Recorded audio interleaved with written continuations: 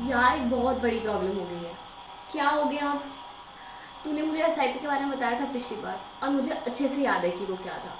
लेकिन मैंने पापा को पूछा और उन्होंने बताया कि वो तो म्यूचुअल फंड में ऑलरेडी इन्वेस्ट कर रहे हैं। अरे बाबा, अंकल इज राइट, बट तुम्हें पता होना चाहिए कि SIP is also a part of mutual fund. क्या?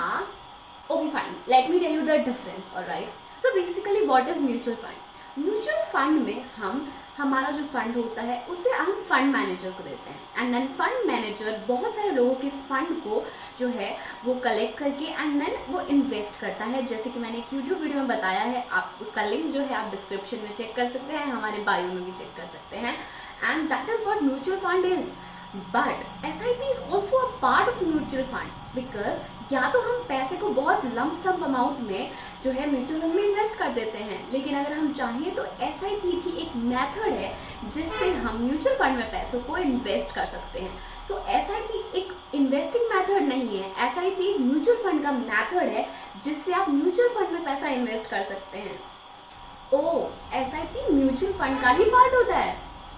ओ माय गॉड, ये समझने में मुझे कितनी देर लग गई।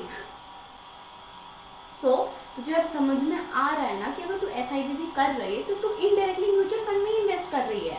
But thanks to you and thanks to Shakti investment की मुझे ये डिफरेंस जानने का मौका मिला और समझ में आया कि क्या डिफरेंस है। Thank you so much.